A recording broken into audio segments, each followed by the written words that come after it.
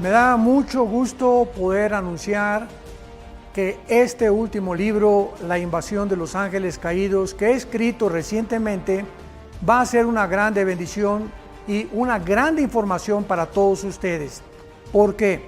Porque tanto en los canales de televisión como en las series de Discovery Channel y National Geographic han tratado de investigar tanto dentro de la ingeniería, dentro de la investigación espacial, y dentro de todas estas áreas de las disciplinas que existen, qué fue lo que sucedió con las pirámides de Giza, las de Machu Picchu en Perú, las de Stonehenge en Inglaterra, las construcciones de los mayas que no tienen explicación para que hace 4000 años hayan podido ellos desarrollar el calendario solar que actualmente lo tenemos.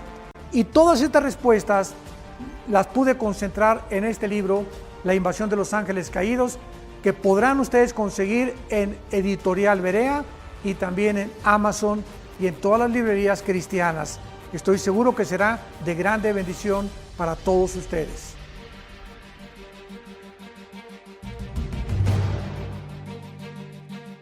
Seminario Internacional de Matrimonios en la Riviera Maya 2021. Un nuevo año, un nuevo comienzo. Ahora en el Hotel Ibero Star Selection Paraíso Maya, 4 diamantes. Muy pronto iniciaremos inscripciones. Espéralo.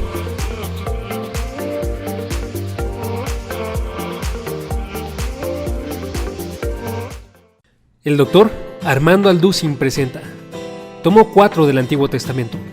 Continúa tu recorrido a través de la Biblia en 134 videoconferencias del doctor Armando Alducin. Descubre lo que Dios quiere comunicarte en nuestra USB especial y lleva la palabra en todo lugar. Examinaremos el libro de Nehemías, Job, Salmos, Proverbios y Eclesiastés. Descubre la sabiduría de Dios para formar líderes que construyen con base en la palabra de Dios. Experimenta el misterio del sufrimiento y conoce a un Dios soberano y maravilloso. Aprende a alabar a nuestro Dios en oración y conoce la verdadera sabiduría que guiará tu vida por el mejor camino. 134 videoconferencias del Dr. Armando Alducin. El Dr. Armando Alducin presenta 89 videoconferencias sobre el cristianismo. Descubre lo que significa ser un discípulo de Cristo. ¿Qué define la vida de un cristiano? Descubre cómo llevar una comunión con Dios a través de una vida de oración, de la lectura de la Biblia y de una vida en crecimiento. Aprende a estudiar la Biblia para poder conocer a Dios y tener un sustento a través de toda prueba y toda fase en tu vida. Conoce las enseñanzas principales de la Biblia con temas como Aprende a orar, ¿quién es un cristiano? Conoce a Dios, la fe en acción y más. Prepara tu corazón para la vida de fe en un set de 89 videoconferencias. Con el Dr. Armando Alducin.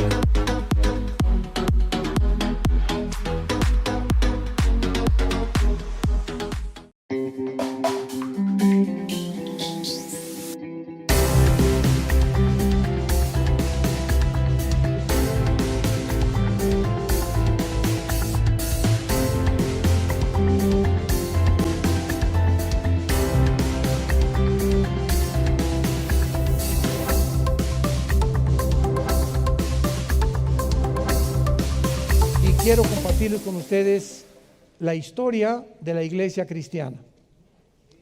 De esto se va a tratar esta conferencia. Va a haber bastante información, pero la historia nos enseña que el hombre no aprende de la historia. Y se calcula que el 6% en Latinoamérica de los cristianos conocen la historia de la iglesia cristiana. Muchas veces vamos al seminario y nos enseñan algunas cosas superficiales de la iglesia, pero cuando nosotros nos adentremos a continuación en esta información bíblica e histórica, vamos a tener armas para poder realmente entender qué es el cristianismo y la responsabilidad tan grande que tenemos de continuar lo que los cristianos en la iglesia primitiva iniciaron. La iglesia cristiana, como todos sabemos, tiene sus raíces en el judaísmo.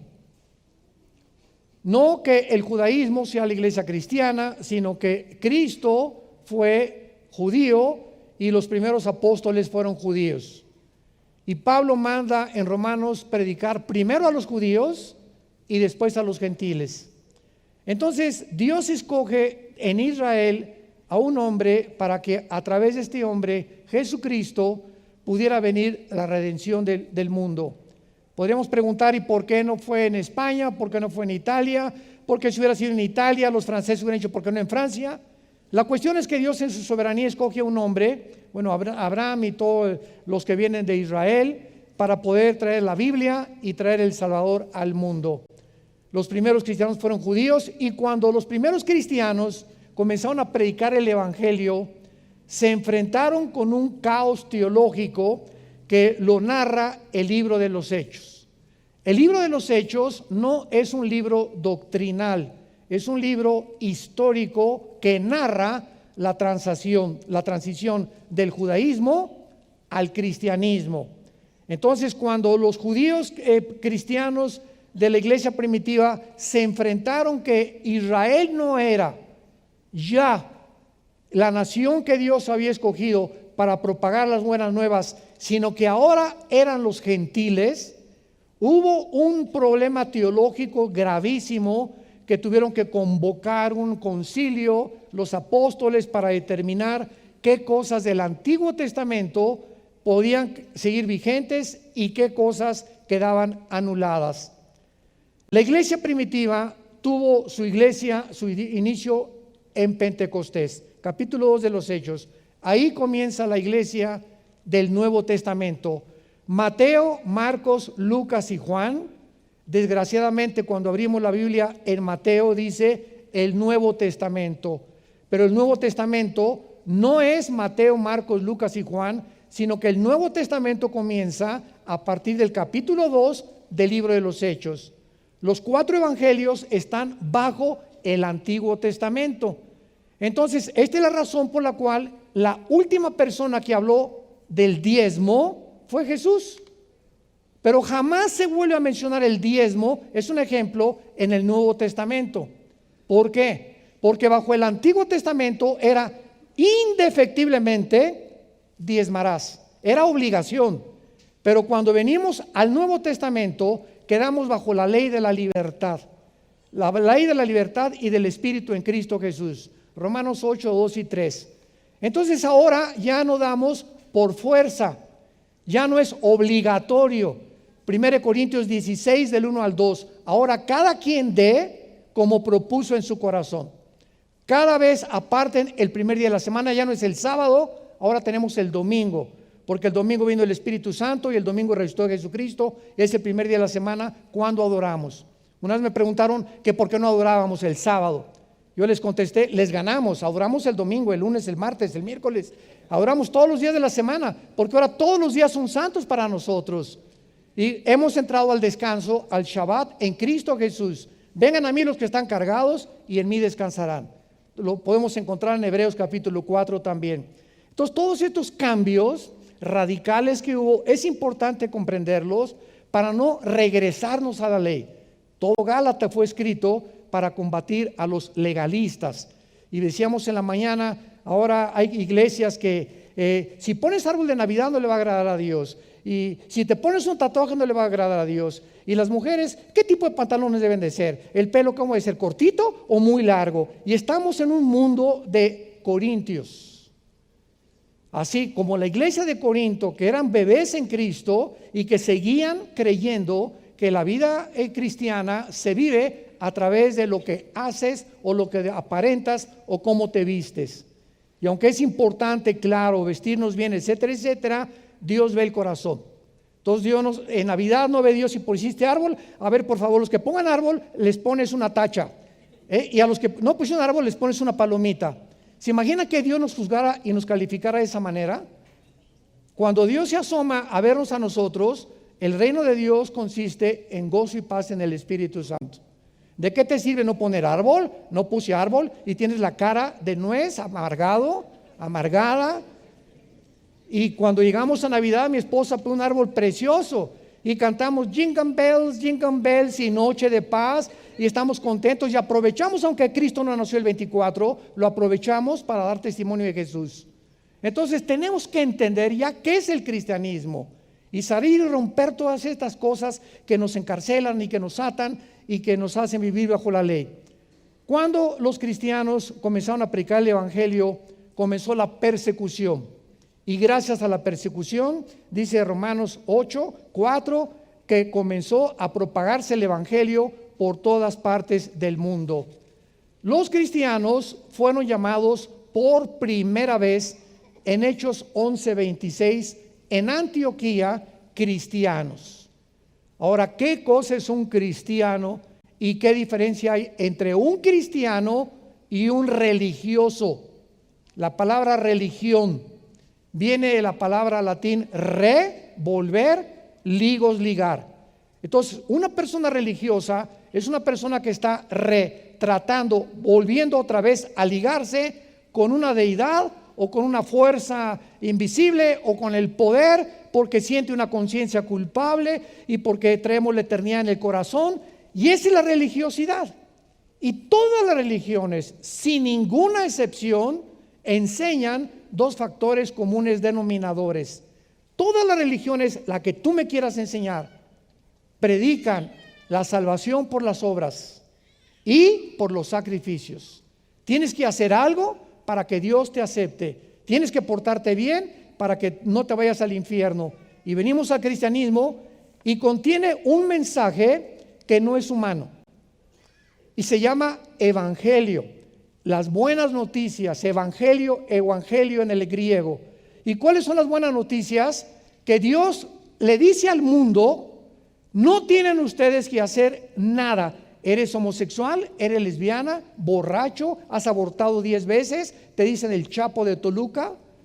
No me importa, dice Dios, cuántos pecados, escuchen todos, tienen ustedes. Vengan a la cruz. El evangelio no es que tú sabes que primero tengo que dejar el homosexualismo, si no Dios no me acepta. Y pues primero voy a tener que dejar a mi amante. O voy a tener que dejar primero ya perdonar para poder realmente me acepte Dios. Y siempre estamos poniendo condiciones para que nos acepte. Y el mensaje es: ven cómo estás. Con la única condición que te arrepientas de tus pecados. Que le digas en esta tarde: Señor, estoy mal, reconozco que no puedo seguir negando mi sexualidad, no puedo seguir con esta amante, no puedo seguir acostándome con mi novia, no puedo seguir robando. Señor, reconozco, soy pecador, ten de mí misericordia. Y en ese momento Él nos da el poder para poder cambiar. Si pudiéramos cambiar por nosotros mismos, ¿para qué la cruz? ¿Para qué murió Cristo? Fue el desperdicio más grande de la historia. Nos hubiera Dios dicho: pórtense bien, todas las religiones llevan a Dios y hagan lo mejor posible y nos vemos en el cielo. Pero el mensaje de Dios es: sin derramamiento de sangre no hay perdón de pecados.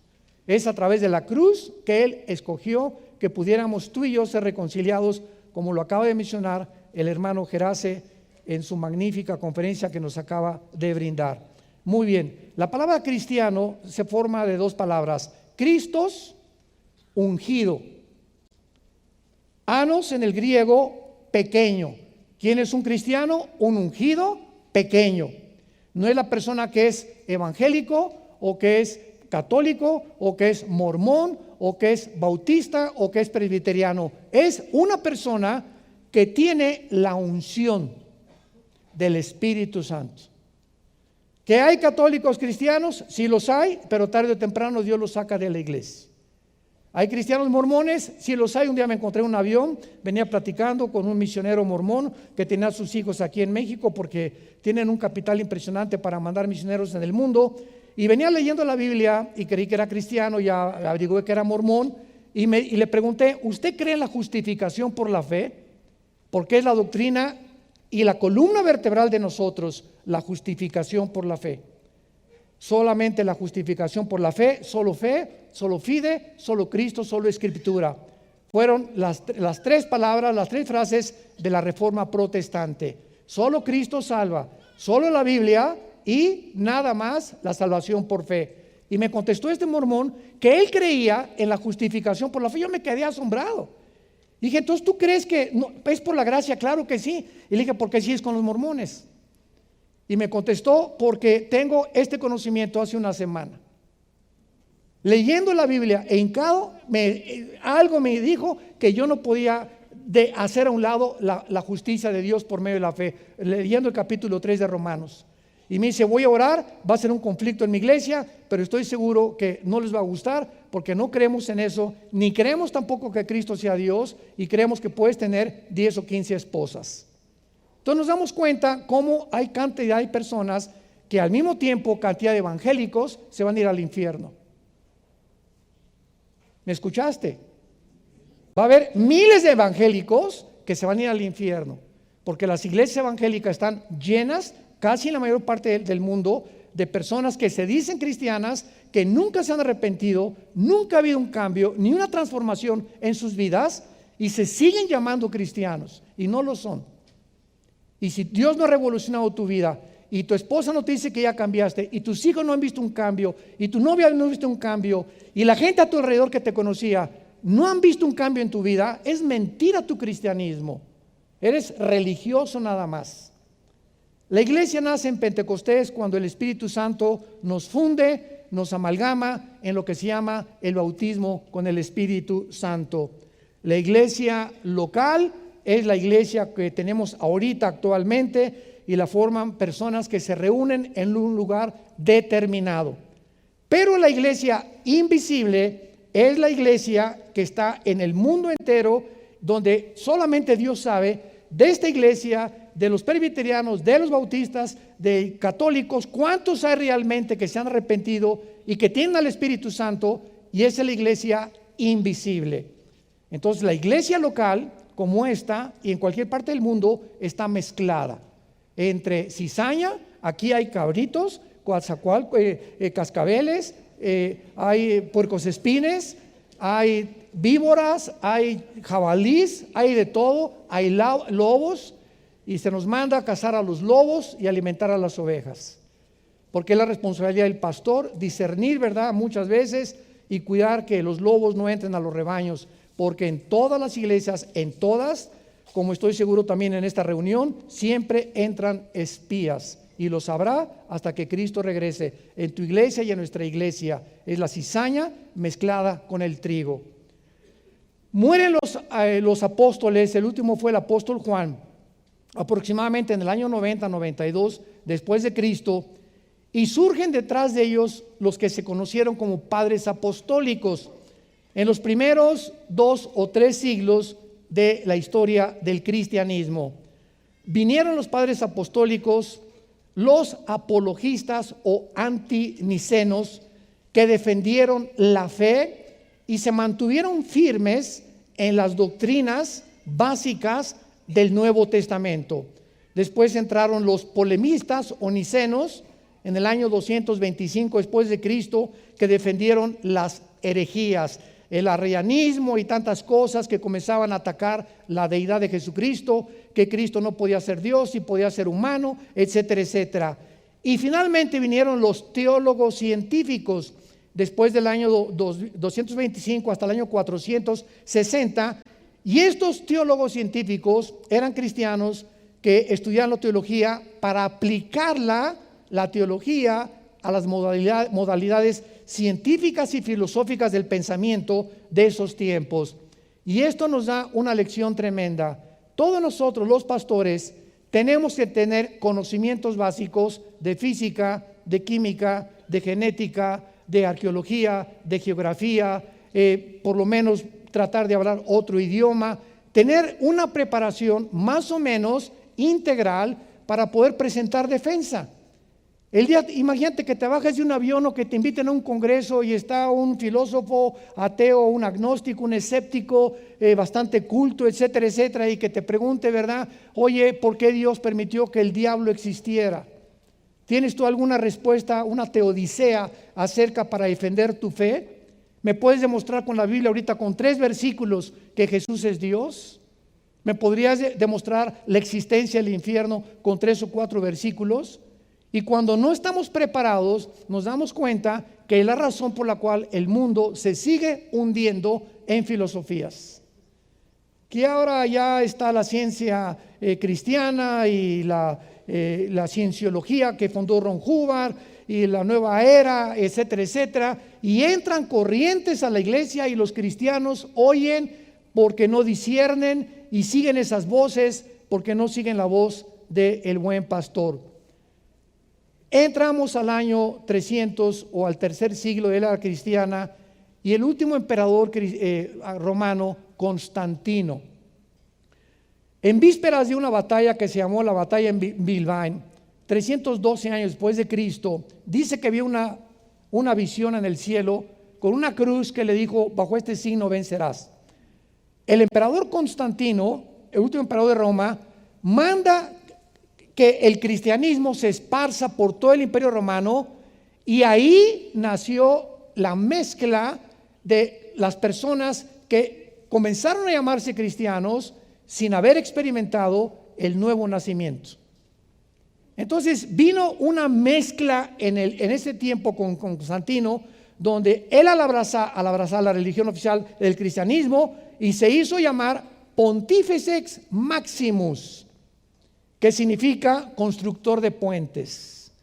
Entonces, cuando ellos nombran al primer papa, lo nombran como el constructor de puentes al darle el término de pontífice. O sea, ese hombre que es el papa es el único que puede llevarnos a Dios y tener contacto con Dios, y él es el que representa a Dios aquí entre los hombres. Ese momento había 2 obispos nada más, el de Constantinopla y el de Alejandría, y el imperio romano se convierte, decimos en México, es la misma gata pero revolcada.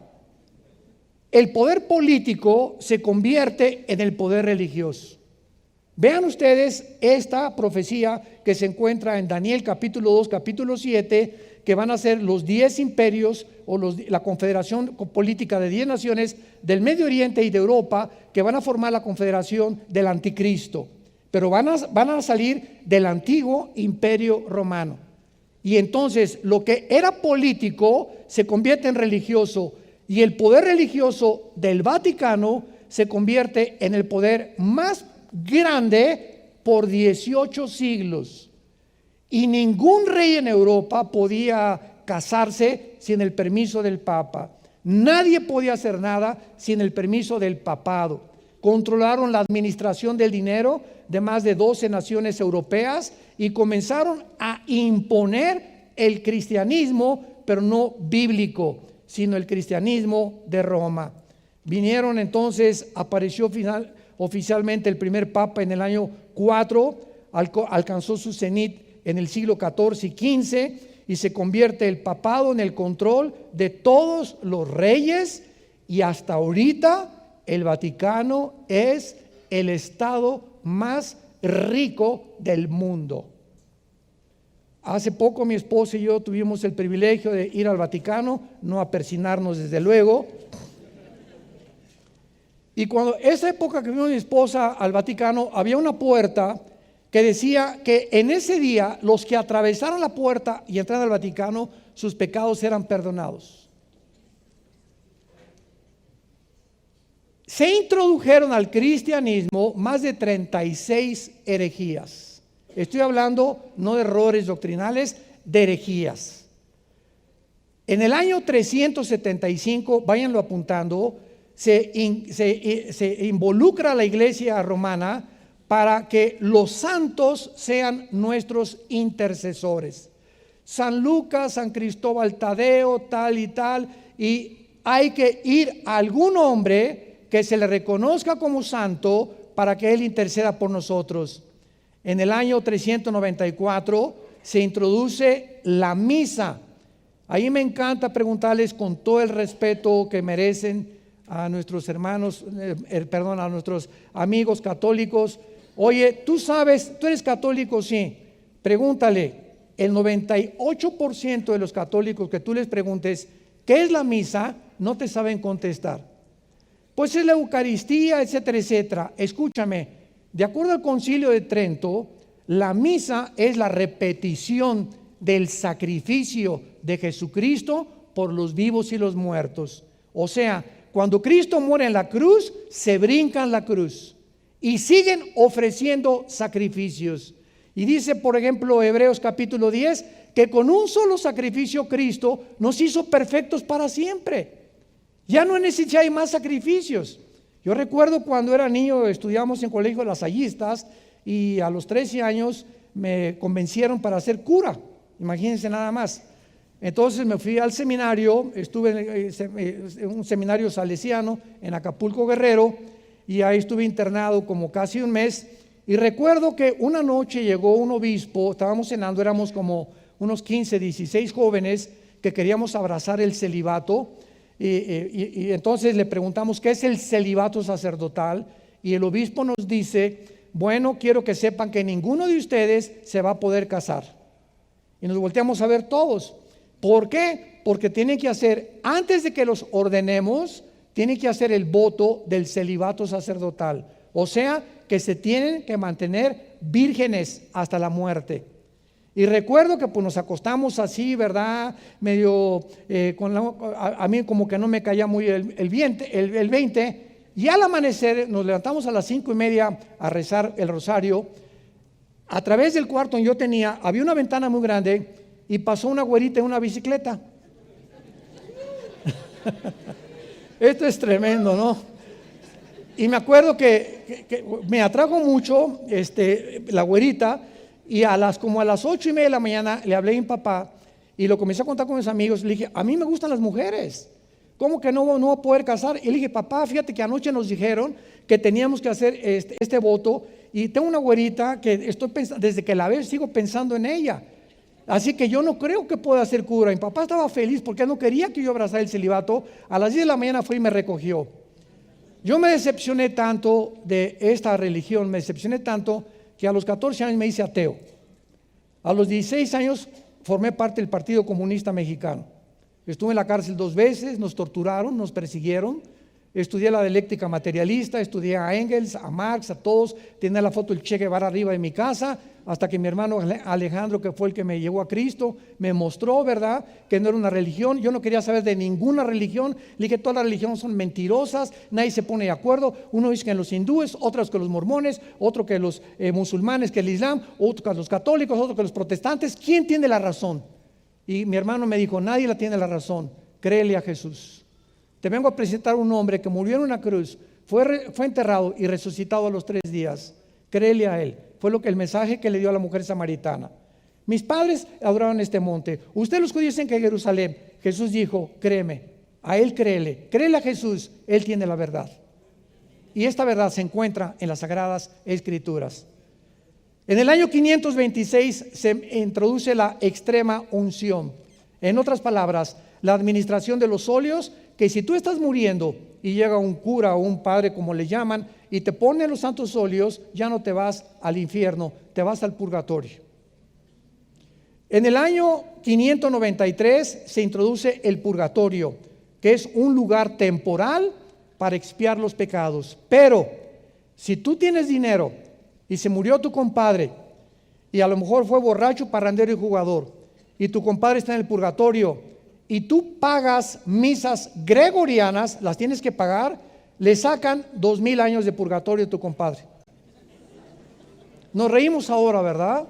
Y continúan estas doctrinas, estas herejías, continúan vigentes. Vean ustedes qué mensaje tenemos para arrebatarlas del fuego a tantas almas que con tanta ignorancia pertenecen a una religión abominable. En el año 1100 se introduce el pago por las misas a los muertos. En el año 1190, la venta de indulgencias. En el año 1215, la transubstanciación. En otras palabras, cuando yo estaba estudiando para cura, comencé a aprender latín. Y desde luego que nos comenzaban a entrenar como acólitos. Ya no se usa eso, éramos monaguillos. Y me acuerdo que cuando el padre entra a la iglesia, dice en latín: introibo al altare Dei. Yo le contestaba: adeam qualifica juventutem meam. O sea, me introduzco al altar de Dios para ofrecer los sacrificios, levanta la Eucaristía por los vivos y los muertos. Y en el momento en que bajaba la Eucaristía, sacaba llaman las hostias y se las da a cada persona. Y en ese momento, esa persona se le enseña que está recibiendo a Jesucristo. Lo recibe el domingo, se le sale de lunes a viernes y se le vuelve a meter el domingo. Que le llaman ellos milagros, donde se convierte el pan y el vino en la sangre y en el cuerpo de Jesucristo, es una herejía, es una barbaridad. A Jesús lo recibimos una vez y para siempre y quedamos sellados para siempre con el Espíritu Santo. En 1229 se prohíbe leer la Biblia más que por la autoridad o Biblias con el imprimatur de alguna autoridad eclesiástica católica, bajo pena de excomunión, porque si la iglesia romana te excomulga, significa que estás condenado para siempre al infierno, por no haber sido leal a lo que la iglesia del Vaticano te enseñó. En el año 1303 se declara que fuera de Roma no hay salvación. Fuera de Roma no hay salvación. 1546 se agregan a la Biblia los libros apócrifos, que significa de origen desconocido. Entonces, si tú compras una Biblia católica y le quieres testificar a un católico, no hay ningún problema, porque tienen Timoteo, tienen Juan, etcétera, etcétera. Tienen la suficiente luz para mostrarles el camino a Cristo, pero tienen agregados Tobías, Sabiduría, Primera y Segunda de Macabeos, que son históricos, etcétera, etcétera, que no están considerados cuando se cierra el canon de las Sagradas Escrituras en el primer siglo de la época cristiana. En 1634 se promulga el proceso de la canonización, o sea, solo el Papa puede decir quién es y quién no es santo. En otras palabras, se muere San Clodomiro y entonces después de que muera San Clodomiro o la Madre Teresa o cualquier persona, se investiga si han hecho milagros. Y si hay algún milagro que se pueda testificar que la mayoría son falsos, entonces la Iglesia Católica declara que esa persona se le canoniza o se le beatifica, se le nombra santo y forma parte de los santos de la Iglesia de Roma. Si tú lees todas las cartas del Nuevo Testamento, Filipenses, Gálatas, Colosenses, 1 Timoteo, comienzan a los santos de Filipos, a los santos de Corinto, a los santos de Efesio. En la Biblia ya se nos llama, y está en la Biblia católica, se nos llama santos en vida. Porque la palabra santo viene del hebreo, viene agios y de la palabra kadosh en el hebreo, que significa separado. No significa que seamos buenos. Ay, sí, muy santito, ¿verdad? Y cree que la palabra santo es que ya seamos muy buenos y no lo somos. Somos pecadores perdonados nada más, pero somos apartados para el servicio de Dios. Es lo que significa la palabra santo. Qué barbaridad que la iglesia dictamine quién es santo y quién no es santo. 1860 se declara que el Papa cuando habla es infalible. Esto significa que el Papa no comete errores en sus encíclicas y que cuando él habla es Dios hablando a través de él. Y sin embargo, el Papa que viene después del otro Papa dice lo contrario a lo que el antiguo Papa dio. Y la pregunta es, ¿quién de los papas decía la verdad? Qué increíble, ¿verdad? Todo esto, seguimos una línea lógica elemental y decimos, ¿cómo es posible que yo haya llegado a creer eso? Y eso es lo que crecimos casi todos en Latinoamérica. 1965 se declara María la madre de la iglesia y la madre de Dios. Es que si Jesús es Dios, sí, pues María es su madre. ¿Sabes una cosa? María es madre del Hijo de Dios, de la humanidad de Dios, de Jesucristo. Jesucristo era 100% humano y 100% divino. Entonces María fue en su vientre el que pudo albergar a esa célula, ¿verdad? Donde creció Jesucristo, pero Dios no puede tener mamá porque sería diosa por el amor de Dios. Esto en filosofía sería completamente insostenible. ¿Cómo que una mujer puede ser la mamá de Dios? en el año 2000, Juan Pablo II, tu padrino.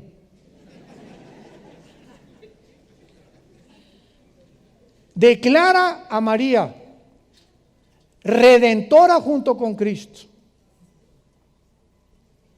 Co-redentora. El Papa Juan Pablo II. Ante esta serie de barbaridades, no podemos más que recordar Marcos 7, del 6 al 8, donde Jesucristo les dijo: ustedes invalidan la palabra de Dios con sus tradiciones. Todas estas cosas que les acabo de mencionar no están en la Biblia. El purgatorio no está en la Biblia. El limbo, que si un niño se muere sin ser bautizado, se va al limbo. ¿Dónde está el limbo en la Biblia? Entonces, todas estas cosas se llaman herejías porque son doctrinas de hombres, no son de Dios. Y cuando venimos a la Biblia, yo me acuerdo cuando me convertí, caí de rodillas y grité: he sido engañado. Hemos sido engañados. Tenía un coraje contra la religión, porque yo no podía ligar a Jesús con la religión. Entonces tenía odio a la religión, lo que la religión me había mentido y lo que mis padres me habían enseñado sinceramente, porque mis padres fueron católicos sinceros. Después de todas estas cosas viene la Inquisición. Todas las personas que no se sometan a estos dictámenes y mandamientos y lean la Biblia sin permiso, son muertos inmediatamente. El Papa Inocencio III, en el año 1198 después de Cristo, ordena el exterminio de los que lean la Biblia sin permiso del Vaticano. Comienza Roma con este mandamiento. Comienzan a confiscar los bienes materiales de los que leían la Biblia y pasaban a ser propiedad del Vaticano. Francia, España, Italia, Alemania y los Países Bajos sufrieron los horrores de estos crímenes realizados en el nombre de Dios. Ahora que los 19 musulmanes radicales, el 11 de septiembre del 2001 de nuestro siglo, se fueron contra las Torres Gemelas de Nueva York y mataron a más de 3,000 personas, otro contra el Pentágono. ¿Saben ustedes lo que los ateos? Tuve debate con 2 ateos en el año 2005-2006 en la televisión y en el radio. ¿Saben ustedes los argumentos que usaron? Es que usted, ¿qué nos viene a decir? La religión ha hecho más daño que el ateísmo, que Stalin, que Marx, que Hitler, que Saddam Hussein, etcétera, etcétera. Miren nada más lo que es la religión. 19 locos en el nombre de Alá se van y matan a la gente. Le dije: usted lo acaba de decir, esa es la religión, eso no es el cristianismo. Y estoy de acuerdo con usted, las religiones, como dijeron, es el opio de los pueblos, porque las religiones no salvan. Para eso vino Jesús. Yo soy el camino, dijo Jesús. Yo soy la verdad y yo soy la vida. Entonces vean lo que los mismos ateos usan y esgrimen para atacarnos a nosotros, diciendo que las religiones y la Inquisición, que mandaron matar judíos y mandaron matar homosexuales y negritos y gitanos porque no se sujetaban al Vaticano. Eso es lo que hace la religión, es el opio de los pueblos. Yo les dije amén. Imagínense la cara con la que me veían, ¿verdad? ¿Cómo que amén? ¿Cómo? Sí, porque yo estoy de acuerdo con ustedes. Yo no vengo a compartir una religión, ni usted tiene una ignorancia tan grande. Elige un ateo que tenía 3 doctorados en ciencias políticas y de filosofía. Le dije: usted es tan ignorante que antes de discutir conmigo, conozca lo que la Biblia dice. Yo conozco sus bases filosóficas, pero si usted conociera la Biblia y lo que es la diferencia entre la religión y el cristianismo, no estaría hablando la sarta de marihuanadas que habla. Ante esta situación, imagínense ustedes nada más, tan terrible en Europa, se levantan hombres llenos del Espíritu Santo. Dios siempre ha tenido testimonios. Petrarca, 1304, siglo XII y XIII, gran caudillo del Renacimiento, se para enfrente del Vaticano y le grita a los papas: cueva de ladrones, hijos del diablo.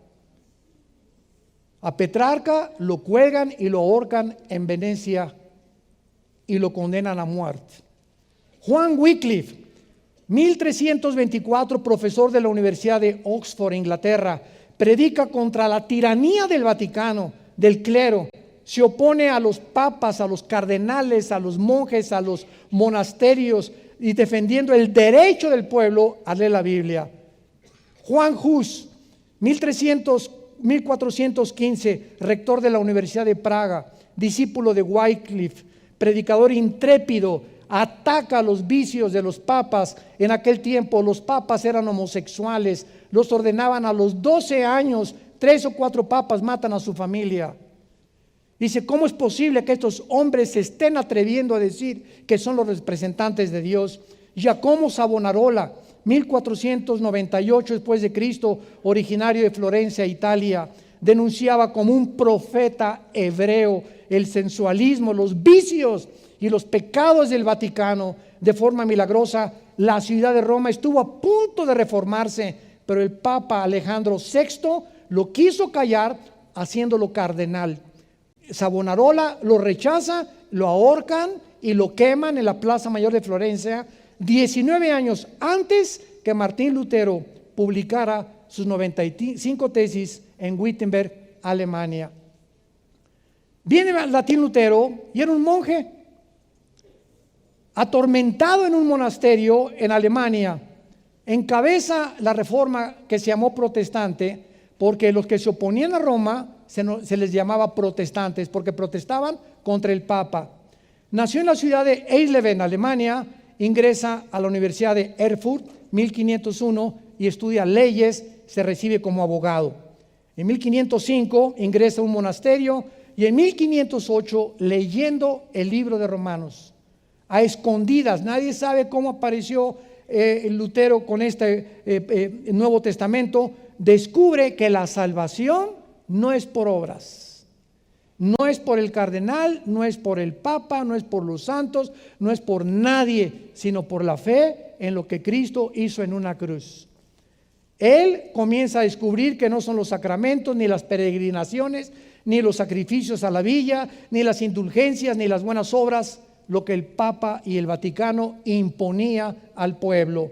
El Papa Sixto IV, 1476, había aplicado las indulgencias, o sea, pagar por disminuir los dolores en el purgatorio.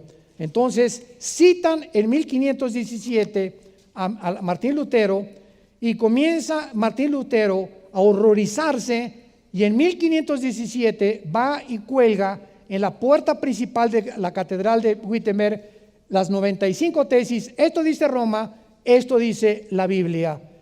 La mayor parte de los papas, imagínense, ahora sí que le echó gasolina al alacranero, y en 1520 el Papa León X lo excomulga y le ordena que bajo pena de muerte se retracte en 60 días. Lutero quema públicamente esta bula papal en 1520, y entonces Carlos V le llama a Lutero, el emperador del Sacro Imperio Romano, Alemania, Austria y España y Países Bajos, para que se presentara a la dieta de Worms. Y entonces ahí están todos los cardenales, y ahí está el Papa, y llega Lutero con la Biblia en la mano. Y antes de entrar les dice Lutero a todos: cualquiera de ustedes que me demuestre con este libro que yo estoy mal, me retracto. Todos, hubo un silencio sepulcral, nadie dijo pío, porque nadie pudo, ni siquiera leían la Biblia, imagínense nada más. Y entonces lo condenan a muerte y Lutero tiene que escapar, y comienza a incendiarse Europa en lo que es la semilla de la reforma protestante. Y entonces el Vaticano comienza a llamarles protestantes. Ahora se nos llama hermanos separados. Y después de todo esto, el cristianismo con la reforma protestante que se levanta, y las estadísticas comienzan a subir, tres siglos del cristianismo, los echan al Coliseo, los queman a los cristianos, hacen antorchas vivas con ellas, los entierran en su orín, en su excremento, los hacen pegarse con muertos y con perros muertos para que ahí se mueran sin enterrarlos vivos. Después de todo lo que sufrieron, viene esta reforma ante tantos horrores y tantas herejías y tantos vicios de la religión, que la reforma protestante comienza a incendiar Europa, y entonces por primera vez viene la llegada del cristianismo, desgraciadamente, no a Tlacomulco, ni siquiera a México, ni a Guatemala, ni a El Salvador, ni a Nicaragua. El cristianismo llegan porque Inglaterra es la primera nación que se opone a todo lo que el Vaticano, se rebela contra el Vaticano, y los cristianos de Inglaterra emigran y desembarcan en el año 1605 en el puerto de Rhode Island, en el estado de Virginia, Estados Unidos de Norteamérica. Y cuando desembarcan, los que venían huyendo de la persecución del Vaticano llegan a América con nuestros primos del norte con la Biblia en la mano. Y ahí viene la historia y la serie de televisión de los peregrinos y los fundadores. Y entonces Estados Unidos de Norteamérica es la única nación después de Israel en el mundo y en la historia, la única nación que ha sido fundada con los principios de la Biblia. Y actualmente, si tú vas a un tribunal en Estados Unidos, el libro sobre el cual juras tiene que ser las Sagradas Escrituras. George Washington, el primer presidente de Estados Unidos, dijo: sin la Biblia no se puede gobernar ninguna nación. Y entonces comienzan después a llegar a Estados Unidos los bautistas, colonizando Rhode Island, Virginia, bajo el liderazgo de Roger Williams. Llegan en 1681 los cuáqueros al estado de Pensilvania, y todos estos grupos venían huyendo del Vaticano y de las matanzas por órdenes del Papa, si leían la Biblia.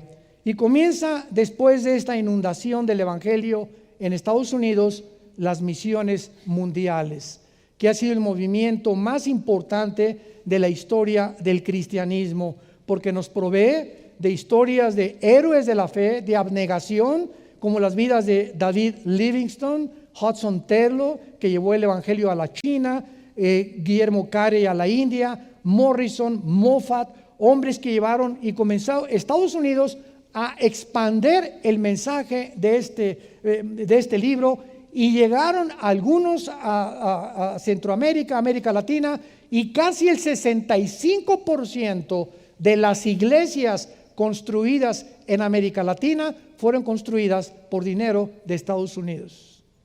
No del gobierno americano, no estamos hablando del gobierno, estamos hablando de los pastores. Y las universidades más importantes de Estados Unidos, escuchen, Harvard, Yale y todas las demás que se comenzaron a levantar en Estados Unidos, fueron fundadas, escuchen, por pastores. Harvard es fundada por pastores, Yale fundada por pastores para entrenar líderes. Y actualmente estas universidades son los bastiones más grandes del ateísmo, del agnosticismo, del humanismo, de todas las ismos que puedas mencionarme. ¿Por qué? Porque yo, aunque me dieran una beca para un hijo mío y mandarlo a Harvard, ni de chiste lo mandaba. Prefiero un hijo diablo, prefiero un hijo santo, bruto, que un diablo inteligente. Y hay padres, voy a mandar a mi hijo a Harvard y voy a mandarla a Francia con el ateísmo francés y con la filosofía alemana que hay ahorita que prevalece en Europa, porque les van a robar todo aquello que nosotros les sembramos. ¿Qué pasó entonces cuando en Estados Unidos, después de este movimiento increíble, vino el inicio de la apostasía a mediados del siglo XIX? Casi en el siglo XIX, escúcheme con mucho cuidado, todas las organizaciones cristianas contaban con una rama en Estados Unidos de Norteamérica, y de las cuales eran la mayoría fundamentada en la sana doctrina, en otras palabras, apegadas a las verdades del cristianismo. A principios del siglo XX hubo pocos cambios, pero comenzaron Harvard, Yale, Princeton, fundadas por pastores, a mandar a sus maestros a Europa. Y en la década de los 30, 40 del siglo pasado, los seminarios cristianos de Estados Unidos comenzaron a ser infiltrados con la teología de la liberación y con otras teologías que voy a mencionar ahorita, y con hasta arrianismo, comenzaron a negar la deidad de Jesucristo, etcétera, etcétera. Y vino un debilitamiento tremendo en Estados Unidos. Y actualmente nosotros que vivimos en Dallas, Texas, desde hace 13 años, y que visitamos muchas universidades, mi esposa y yo con nuestros hijos, las universidades que creíamos nosotros que nuestros hijos podían estudiar ahí. Cuando entramos a ellas nos damos cuenta, las maestras con shorts hasta por acá, un relajamiento de la moral tremendo. Platicando con los maestros de filosofía, eran humanistas, no creían ni siquiera en la inspiración de la Biblia. 4 universidades cristianas en Texas que mi esposa y yo visitamos, pudimos convencernos que habían apostatado. Y ahora así se encuentra la situación. Y quiero rápidamente mencionarles cuáles son los fundamentos de la palabra de Dios, la inspiración de la Biblia. Si tú crees que la Biblia es inspirada por Dios y que los originales son los inspirados por Dios, por eso hay que la Biblia Nueva Versión Internacional, la Biblia Valera 1960, que es la que yo tengo, la de 1909, y todas las Biblias que encontramos nosotros, ¿por qué varían? Simplemente porque el lenguaje varía. Y por ejemplo en México decimos qué padre sol.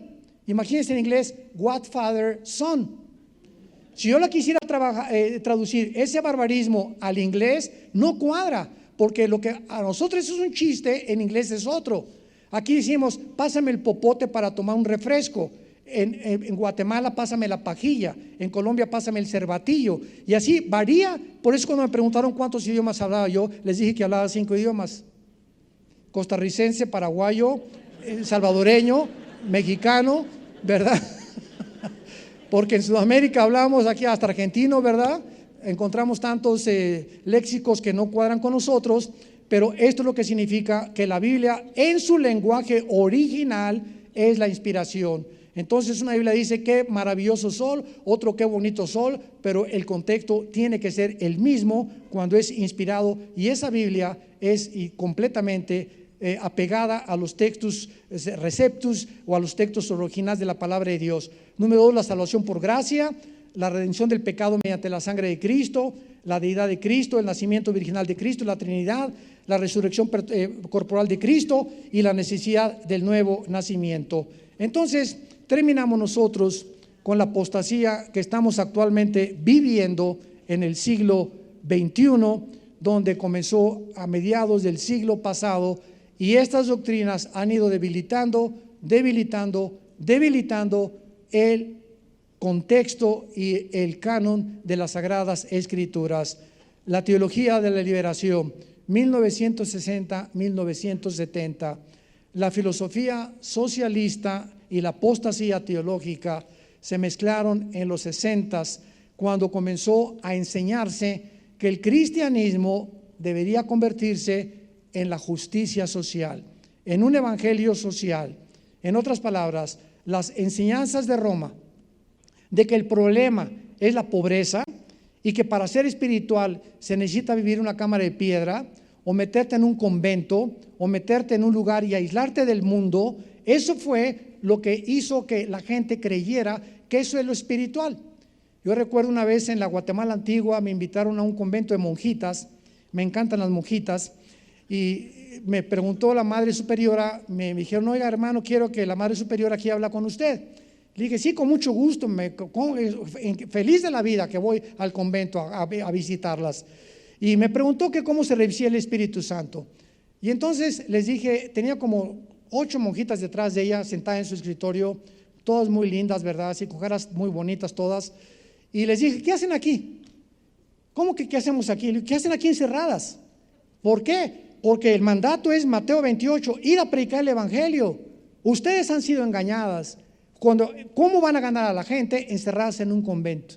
El diablo las engañó y los encarceló con los monasterios y los conventos, enseñándonos que para encontrar a Dios nos teníamos que recluir de la sociedad, y la orden es vayan al mundo y prediquen el evangelio. La madre superiora, me fui de Guatemala, a los 15 días se convirtió, me dijeron, y ahora es misionera en Brasil. Gracias a Dios por eso. La doctrina,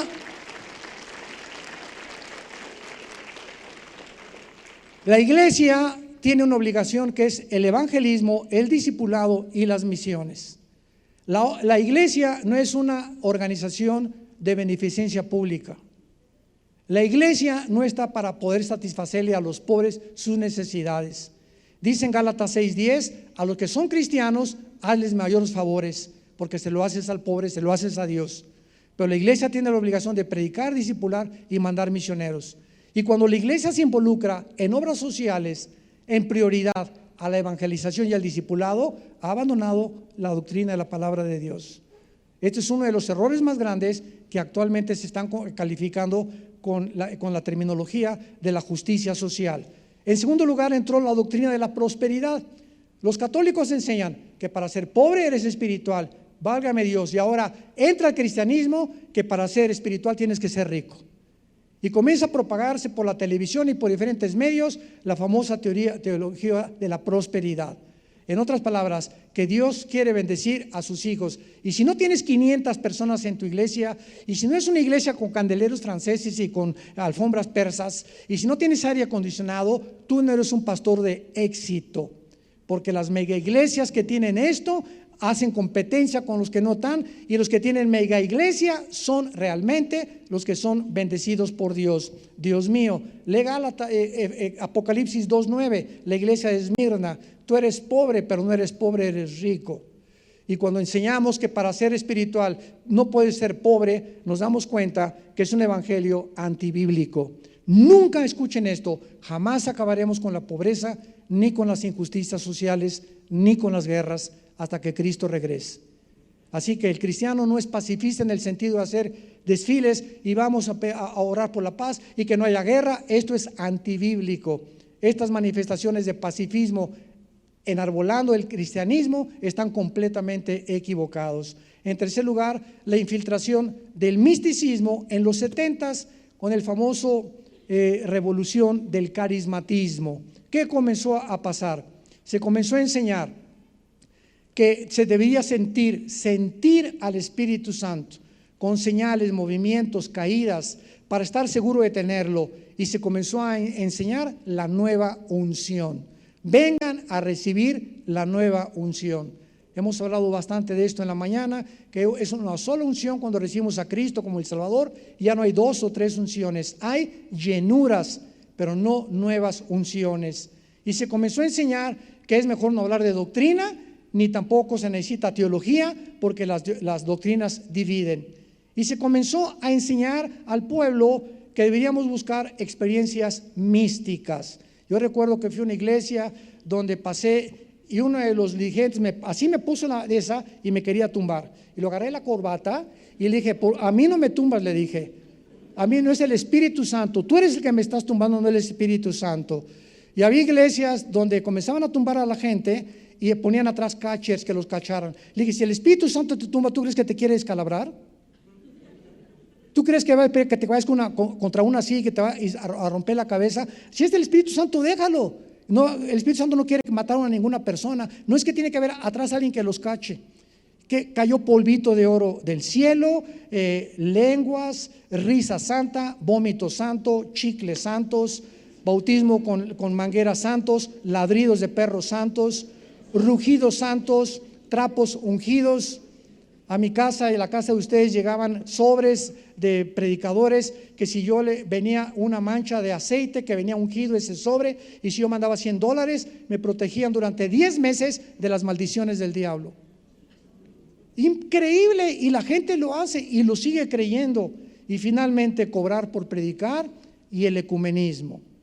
Desde 1985-90 comenzaron los predicadores a imponer un salario para predicar. Yo recuerdo que me hablaban en los 90s una organización en Sudamérica: hermano, queremos que venga aquí con mucho gusto, y me preguntaron cuál es su salario, cuál es lo que usted nos cobra. Le dije: ¿de qué me están hablando? Sí, o sea, ¿cuál es la cuota? Porque el último predicador nos cobró $500 la noche, con traje gris o con traje negro, con lagrimitas o sin lagrimita. Imagínense nada más, ¿no? A ese grado. Y les dije: hermanos, miren, si voy a orar, y si el Espíritu Santo me quiere llevar, lo único que les pido: páguenme mi avión y mis viáticos. Si me quieren dar una ofrenda, démela. Si no me quieren dar una ofrenda, no me la den, porque mi provisión viene de arriba, no viene de ustedes. Yo no dependo de ustedes. Y si voy es para servir a Dios, no voy para lo que me vayan a dar. Pero es increíble cómo ahora, y se los digo a los pastores: si una persona te cobra o te pone un salario, nunca lo vuelvas a invitar a tu iglesia, porque son mercenarios del evangelio. Ellos no son predicadores del evangelio. Y el ecumenismo es la organización que el Papa quiere ahorita, Francisco, unir a todas las iglesias del mundo bajo el paraguas del Vaticano. Y miles de pastores están yendo al Vaticano a hincarse delante del Papa. Pastores evangélicos, reconociendo a Francisco como un líder espiritual, lo cual no podemos nosotros aceptar. Tenemos que luchar ardientemente, una vez por todas, por la fe que Dios nos ha dado. Te damos gracias, Señor, por tu palabra en estos 2 días, en lo que nos has dado el privilegio de abrir las Sagradas Escrituras y poder comenzar a regresar otra vez a los fundamentos de la fe cristiana. Sabemos que lo más urgente en Latinoamérica ahora es una reforma nueva. Posiblemente nos encontremos en el tiempo de una prerreforma, porque antes de la reforma de Lutero, Europa estaba en tinieblas, religiosidad, apostasía, herejías, corrupción. Los reyes explotaban a la gente, y en medio de todo esto se levantó la bandera de la cruz. En esta mañana, en esta noche, tú tienes que reconsagrar tu vida a Dios, pedirle perdón por tu negligencia de la palabra, porque no has vivido cerca de la palabra, ni has puesto la disciplina de darle la prioridad a tu comunión con Jesucristo a través de la Biblia. Y si hay alguien en esta tarde que ha sido invitado, o tal vez hasta pastores, porque hay pastores que entran al ministerio sin ser salvos. Hay muchos pastores en el mundo que ni siquiera tienen la salvación. Entraron por dinero, entraron por otros motivos, y Dios nos llama para que podamos de aquí en adelante establecer los fundamentos de nuestra fe. Si tú quieres aceptar a Cristo en este momento como tu Señor y Salvador, y estar seguro que si tú murieras esta noche, una embolia cerebral, un ataque cardíaco, un accidente, nadie sabe si va a amanecer mañana. Si estás seguro que te vas al cielo, eres cristiano. Pero si tú no tienes esta seguridad, Dios nos da la vida eterna en su Hijo Jesucristo, que murió, fue enterrado y resucitado a los 3 días, para que tú le recibieras en tu vida como tu Salvador y murieras en paz, con el perdón de tus pecados y el poder que solo puede venir de Él para poder vivir la vida de santificación. ¿Qué tengo que hacer? Me preguntarás. Arrepiéntete de tu vida, arrepiéntete, reconoce que tú no puedes seguir viviendo como estás viviendo, que si tú continúas en esta vida que llevas, tarde o temprano te vas a autodestruir. Cree que Jesús en esa cruz pagó con su sangre por tu vida y que a los 3 días resucitó de los muertos, y dile: Señor mío y Dios mío, perdóname. Creo que en esa cruz tú pagaste por mis pecados con tu muerte, con tu sangre derramada, y porque creo que vives, porque a los 3 días la tumba no te pudo detener, te invito en este instante a que entres a mi vida como mi Señor y mi Salvador, en el nombre de Jesús. Amén. ¿Quién vive? A su nombre. Gracias a Dios. Gracias, que Dios los bendiga a todos.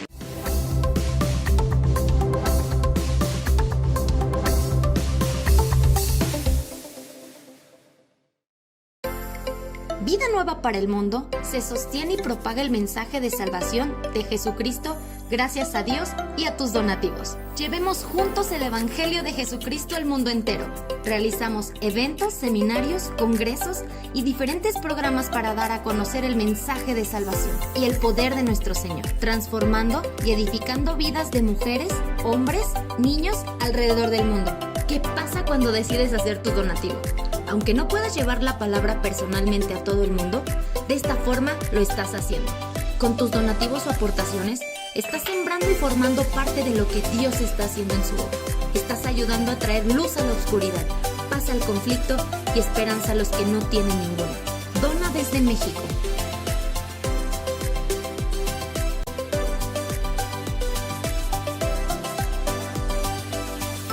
Dona desde Estados Unidos.